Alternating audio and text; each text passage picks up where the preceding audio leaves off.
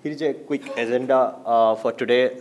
Briefly, we'll give you a software ecosystem overview. I'll talk about the development toolchain, what are the Linux distributions already available, and then we'll go deep dive into the Linux kernel, its status, features, and missing. And we'll also discuss what we learned over the process over last few months developing whatever Linux kernel features, and ultimately we'll conclude with what all you need to do to contribute to the Linux kernel development. So probably Madhu helped me to help the introduction to explain. I explained this slide like why we need Linux. I'll just then quickly go through it. So now in every 96% of the 1 million top 1 million website use Linux servers. So probably any website you visit is been running on a Linux server. All of the x86, 50% of the x86 servers run Linux today. So that's probably half of the cloud services you are either using it or planning to use it, or wherever you are using the cloud services. You know about the Android. 77% mobile devices today run Android, and that has Linux kernel.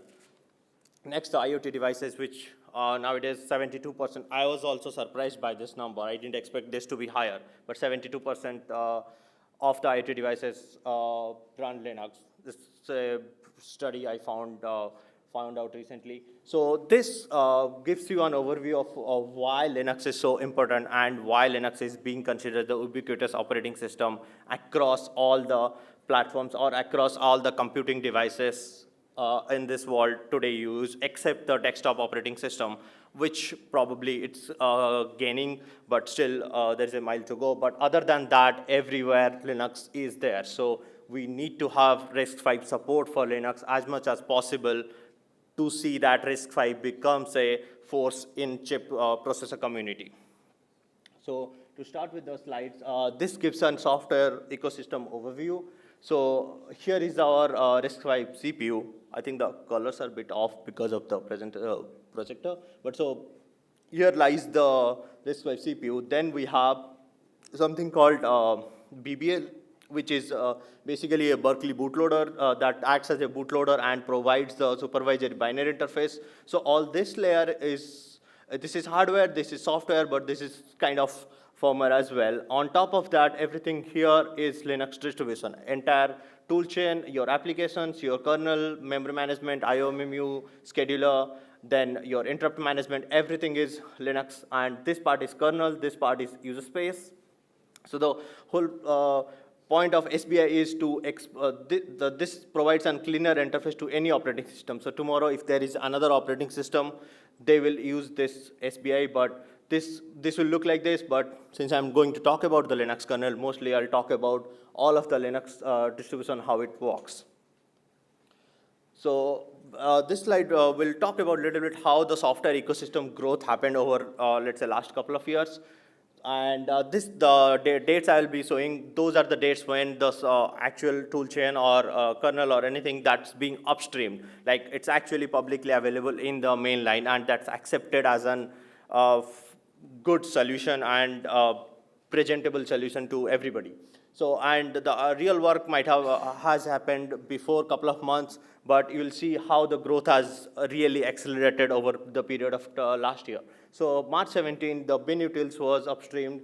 May 17, GCC was upstreamed. November 17, the first set of Linux kernel patches were accepted into the mainline. Jan 18, glibc. March 18, QEMU is upstreamed.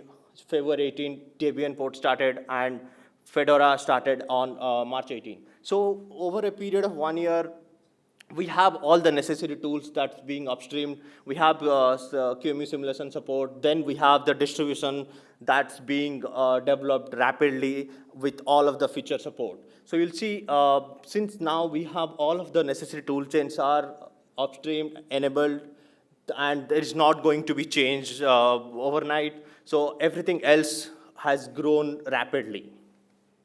So we have all the development chains. You have GCC, Perl, Python, Git, systemd, LLVM. So anything you want to do, anything you want to develop, you can do on a RISC-V machine. And Fedora was the first Linux distribution. It was now, when it's further, Fedora 29 is available. The build farm, which you will see, It has three of those high-five unleashed boards with run plus 6 QEMU VMs. There are 3,000 plus builds per week happening, 500 builds per day happening. 85% of the builds goes through without any issues, and there are 20,347 number of packages are being built for Fedora. So it's almost equivalent to any Fedora system you use on an x86 box. Next, the Debian distribution, more than 80% of the Debian packages are already being built for RISC-V. Out of those 13K dependent packages, 9K are already being. So these are I'm not even talking about the packages that doesn't require any architecture dependency. These are the packages I'm talking about require architecture dependency, and that's being built. And if you just focus on this growth chart, you'll see this was the status on the March. The Debian port started in the February. Then March, it was something around 25% or to 30%. Then there comes June, and we are already crossing 80% mark with the number of packages being built. And it's higher than the Itanium processor, which was a well-known processor in the community. So that proves how fast RISC-V software ecosystem is growing nowadays. Now, that's all about the distributions. So the ultimate question, so what can I do with a RISC-V desktop or RISC-V server for that matter? You can do whatever you want. You can do browsing, you can do 3D gaming, you can do chat to it, whatever you want to do. So this is a demo from Palmer, who is the Linux kernel maintainer, and he maintains a bunch of other stuff as well. So you can see this is Debian operating system running on a RISC-V board. There is a webcam attached to it. This running bunch of application. He's playing game. Whatever you want to do, you can possibly do it. And one of my colleagues saw this slide and said, "Okay, can I do cryptocurrency mining?" I said, "Really? Do you want to do that on a RISC-V? Considering that the board and the microsemi expansion board cost $3,000. I don't know how much you will get it, but technically, yes, you can do it. But if you want to spend $3,000 to do actually cryptocurrency mining, well, good luck." So that's all about the software ecosystem and the user space. Now let's deep dive into the Linux kernel. So probably the diagram I showed you on the first slide will go bottom up. So what exactly is a supervisor, a binary interface? So this gives you this is the interface given to the operating system. This is an equivalent to a microcode implementation implemented by BBL. So anything that supervisor mode cannot access has to be implemented in machine mode. That interface exposes those APIs, those register via the SBI. So whether you want to set a clock event, whether you want to send or clear an interprocessor interrupts, it uses the SBI interface. Similarly, any serial log you will see that also uses the SBI. Apart from and the memory barrier, whenever you need memory barrier, it makes a call to the machine mode using the BBL SBI interface, and then the data, then it goes forward. Next, so the core kernel features that are being already supported. You see Hi5 Unleashed was a 4-core machine, so obviously we have SMP support. We have interrupt controller working as per design. We have clock driver, virtual memory support, serial driver. We have all the system calls and trap handling are working. We have the kernel module support. We have the CPU hot plug support. So these are not all the features. These are some of the key features that are required for in Linux kernel to be competitive and to be a good operating system. So next, I'll just briefly talk about some of the Linux kernel feature, how Linux kernel modules work, so that you have an idea. Everybody talks about the CPU design, CPU architecture, and I'll just give you a brief overview how those architecture or how those minute architectural things are actually implemented in an operating system. So as for the boot process, unlike other architectures, there is no dedicated boot CPU in RISC-V. So any CPU can boot at any time. The CPU that gets picked by a lottery and boots first becomes the boot CPU, and then the rest of the CPUs basically follow one after another at any random order. This is done to basically simplify the entire boot process chain, and it only takes 100 lines of assembly instructions to completely boot an SMP system. All the devices are being initialized based on the device tree that enumerates all the devices in order, and the drivers are basically takes those device tree and passes it. The device tree, and one unique difference from the ARM world is device tree is being stored in ROM instead of actually in the source code, which avoids bloating of the device tree as we go forward and have many more chips. And there will be a lot of, maybe a lot of fragmentation based on number of chips, number of features, number of devices, peripherals. So this model helps to have the device on the ROM, and if you need to make any changes, BBL is basically used to pass it to the kernel, so you make the device tree changes in BBL. So, yeah. So next, I'll just briefly talk about the interrupt management. I have already had this poster yesterday, so most of you or some of you might already have seen it. Might have already explained it. So just a quick overview. So as I said yesterday, we have global interrupts, which is managed by the PLSI chip driver, and there are local interrupts which are managed by the HLSI chip driver. And these are the external devices. These are the clock and software interrupt, and these are the local interrupts. And architecture is basically it's an ISR block, which for any interrupt, the ISR block gets triggered, and then it notifies the first level of IRQ domain or IRQ chip driver that identifies that whether it's a software interrupt. In that case, it handles in this way independently. If it is an external or clock or software interrupt, local interrupt, it passes the message to the interrupt management core. And that's the beauty of Linux kernel. We do not have to implement everything. We do not have to do any bookkeeping for interrupts.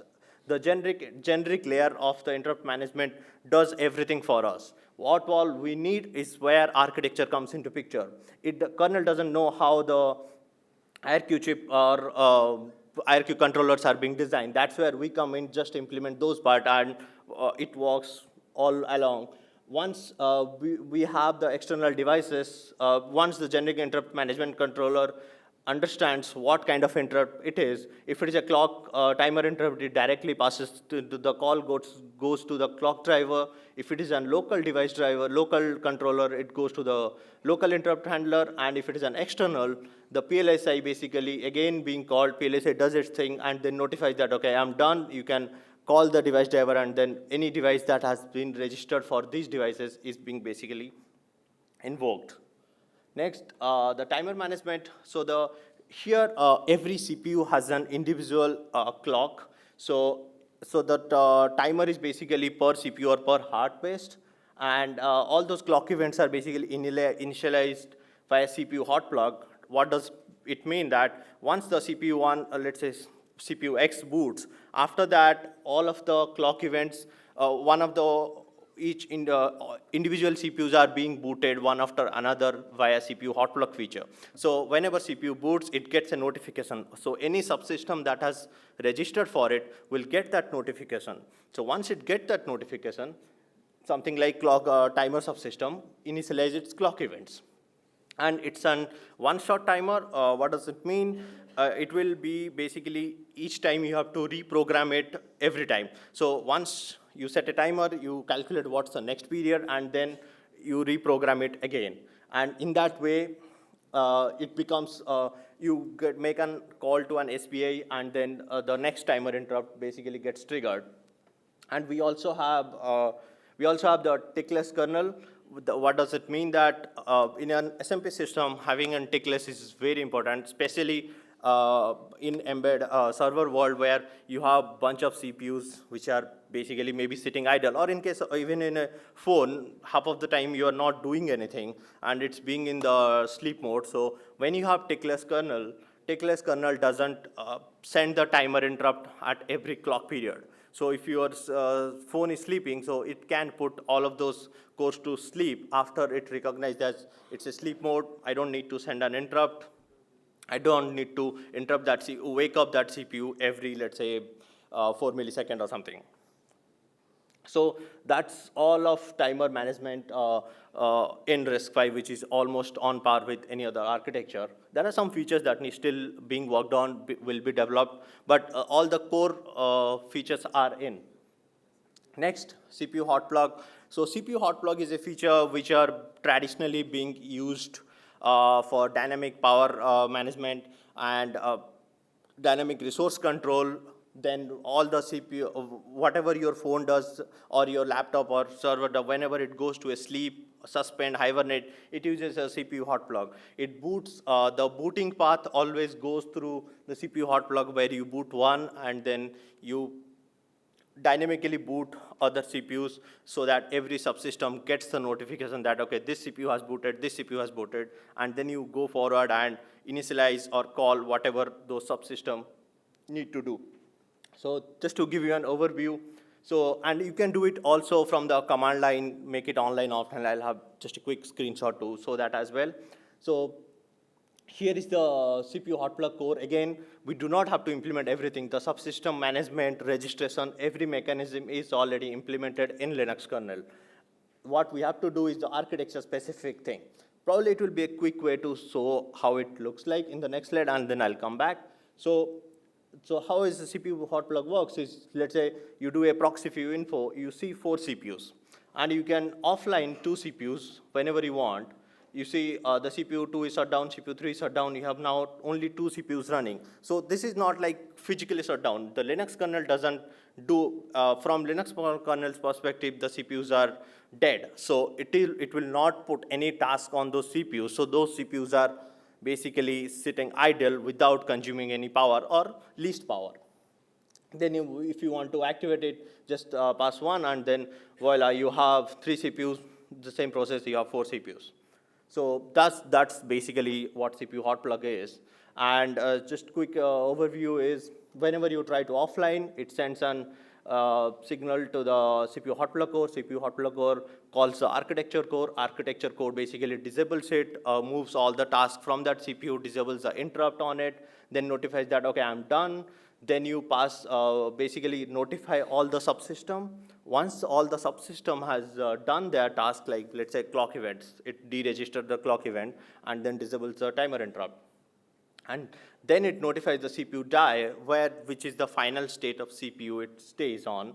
It calls basically wait on WFI. So in RISC-V, WFI is wait for interrupt. So unless I am interrupted, I'm not going to wake up. So the interrupt has to come from other CPU.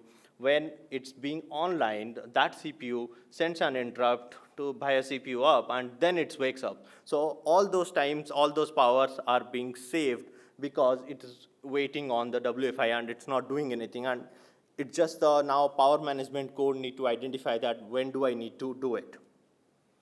So that's all the CPU hot plug is about. And next, so those are the kernel features, some of the kernel features that we discussed. Next, to develop any kernel features, or let's say your user space is crashing and you want to debug or trace the kernel, you need support for that. So that's why we have ftrace, which is basically the de facto standard tracing mechanism in Linux kernel. We almost have every feature enabled in ftrace: function graphing, function profiling, filtering, except the kprobes support. We have almost everything in the ftrace. Perf support, we already have the perf support. So any instruction cycles or instruction count you want to measure, you can do it using the perf. Native GDB debugging is in progress. Next, until now I have talked about what are the features that are already enabled, what are the features that are discussed about, what are the features, how it is implemented. So now I'll discuss about what are the features that are required, urgent attention, or maybe somewhere down the line it needs to be supported. So any of you who are looking to contribute, these are the tasks, or these are the modules. You can take it up, you can look it up, and then start working on it if you want to contribute. So we still need Java. I'll just start again, since I started the overview from the user space side, I'll just touch upon on the user space as well. So we do not have yet good high performance Java support. There is an extension group, there is an working group working on it, but if you want to contribute on the user space, Java support is needed. We have Rust, Go, and C-Lang support in progress. There is no good JavaScript engine, so V8, Node.js are not supported yet. We have Dart, Ruby, GTK, OpenCV. OpenCV is very necessary for you're doing computer vision, any kind of computer vision application. So that's one of the things also need attention. Then core Linux kernel, we have tons of features also that requires attention. We do not have I explain how the BBL works. So BBL is basically a one binary which support act as a bootloader and as an SBI interface as well. Ideally, we want to have some generic bootloader such as U-boot or core boot that's required. We need to extend the SBI for power management and virtualization as well. There is no CPU topology support as of now. So CPU topology means now Linux kernel doesn't identify the CPUs that have L1 cache attached or L2 cache attached. It just see a flat CPU topology. So that needs to be supported. Then we need to have the power management as well. As of now, there is no power management. It just goes into this WFI and weights. And also there are some other features related to IRQ, such as IRQ stats, context tracking, and IRQ time accounting, which are also required. There are some of the features which are necessary features, but as of now, it's not being implemented because either it's not specified by the privilege spec, or there are no hardware that can support that feature. So as of now, that's not implemented. Some of them are IOMMU, virtualization. There are not many performance counters that is being defined in the spec. Probably it's being worked on. Once it's the spec finalizes it, we can always go ahead and implement it. Then other features which are very necessary for a server world is NUMA, memory hot plug, huge pages. So those are the features that is not yet implemented because there is no hardware for it. Once we have the hardware, or at least we see somebody is trying to bring those hardwares, we can always go ahead and implement it. And just to give you an overview, what the memory hot plug is, like you can dynamically remove CPUs, you can also add and remove DRAM. So that's what is basically memory hot plug. Huge pages is, by default, it usually deals with the 4 KB or 8 KB pages. On a server world, you ideally like to have big resident memory, so big, huge pages. So on a server, you want to have the pages in order of MBs or maybe GBs. So that's where huge page comes into the picture. So, and these are the support that are needed for tracing or debugging. We still don't have KExec and KDump. So if you run any Linux distribution on ARM or x86, you will see whenever it crashes, it dumps the entire memory state and it saves, it boots into another kernel and it saves it. That support is not yet there. If it crashes, you are on your own. You have to figure out why it crashed by again booting, let it crash, and putting some debug statements. Once it boots, once it boots, then you go and debug further. But if it doesn't boot, then you have to put some print case, and that's the only way to debug. Once it boots, you also need to have kprobes, KGDB support, and BPF support, which is a new tracing mechanism that's being worked on everywhere, so on every platform. So that also needed to be supported. Finally, our learning time. So what all we learned over the period of last few months, how what in Linux kernel, what helped our development process in Linux kernel. So first, QEMU verification is very handy if you are developing as an open source developer. Everything you can verify in QEMU before actually going to the hardware. So that kinds of speed up the process development. I understand what exactly you mentioned. Simulation is important. It's just that if you need support, obviously you need to go to somebody like Empress. If you are like a standalone developer, which you can't afford money, so then probably QEMU is the best option you have. But if you have money, yeah, you always can go to the Empress. But the whole point is you can verify everything in simulation. So probably you want to do that. Then you do not need the hardware right away to boot Fedora. You can do NFS and chroot mechanism to QEMU can bring up the entire Fedora on its own. And even though native GDB debugging is not yet supported, we have remote GDB debugging via QEMU. So that is that you can explore to find out issues. You can always print the device. If you are actually adding some devices and making changes in the device tree, print that device tree in the BBL. That helps you whether you have added it correctly. If the driver is not, the kernel is not recognizing the driver, the device correctly. Once you boot, you can use ftrace to analyze kernel issues. You can put trace print k in high critical paths where print k will basically cause additional delays. Then you can, in QEMU, you can inspect all the CSRs, all the registers. You can dump the DMSs as well as in QEMU, which kind of helps because when your kernel hangs with an issue, you dump, exit from the Linux, go back to the QEMU, dump everything, and then you analyze your issue. Lastly, this is a standard contribution process to the Linux kernel. So RISC-V port has been available since 4.15. This is the development tree that contains all the RISC-V. There is a copy in the GitHub as well. It's up to you wherever you want to pick it up. But probably you want to focus on the RISC-V all branch, where it's the integration branch. All of the latest features are there. It's probably supports everything QEMU to hardware. So probably you want to test anything, pick that branch, start developing your own drivers. The other branches basically for next is where the change let's say you made some changes, your driver is being your driver is planning being merged. So that's where your code will be there. And anytime you have a patch, send it to the Linux, that mailing list. So we subscribe to the mailing list. Any discussion that's happening over the mailing list, you get it notified and you get that. And if you want to send a patch, send it to there. And there are additional chat rooms available where everybody that has a stake in it or involved in it will be probably available. So you can go to those chat rooms, and if you have just any random question or relevant question, any question you have, you can go ahead and ask there. So that's all I have for today. Any questions? Atish, I have one question. So yeah. To support huge mem, right? What is this side on your right? Here. Oh, sorry.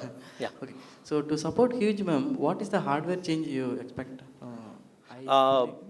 First, it's a feature that's mostly required by a server.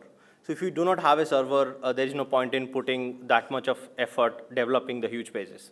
Then if you have the hardware MMU, so your MMU management, how your page table works, that support is needed for the hardware where you will walk and what's the page table, how it is organized in the Linux kernel. That has to be translated in the hardware, how will you use it. But the first support is, there is no server. Once we have the server, then we need it. It's like developing for a feature that's probably going to, I don't know, like it's an unrealistic feature to be developed right now because of the lack of server hardware. Okay, so on the QEMU emulator, right, RISC-V, you will be using the base system as x86 system, put a QEMU, yes, and use RISC-V QEMU and come up with a RISC-V VM, right? Yep. That supports only a single core?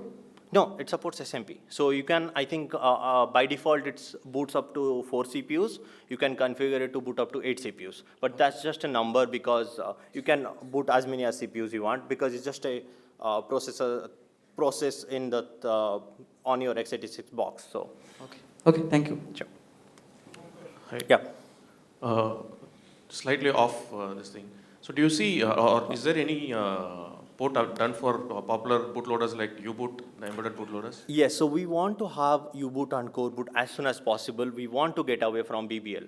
So I think there were a port available in core boot that's 32-bit, but there is no 64-bit available. I heard somebody in the community is working on it, but as of now, and as far as my knowledge, it's not yet done. If you want, please do it. We want it. One more question. So in Linux kernel, if you see, there is good segregation done, right? Like a CPU-specific code, the platform-specific, all those things are separately done, right? Mm-hmm. Now this CPU itself, since it's open, there will be different implementation or different kinds of implementations of the CPU. So do you see that the Linux kernel will have to do something different, or will the current framework support to have that existing this thing? Like for example, you have ARM CPU. Like that, there will be, I suppose, there will be RISC-V, yes. But the CPU itself will be different now because it's open, right? But there will be different no, but it implementation. will conform to the base standard. It will always, there can't be a CPU that doesn't conform to the base standard. So you will always have the base standard CPU boots. So as long, it's like that minimum layer, and then probably you add, let's say, a couple of more instructions. If you add a couple of more instructions, that support you need to add. But since it's conformed to the base standard, Linux kernel will boot on that CPU. It may not use those instructions that you, let's say, design, custom design. You need to write a driver or probably expose something to the SBI, whatever you want to do to expose those extra instructions. But it will boot and it will work as per the base ISA that basically Linux kernel supported. Okay. Because the CPU specific startup codes may be different for different vendors probably.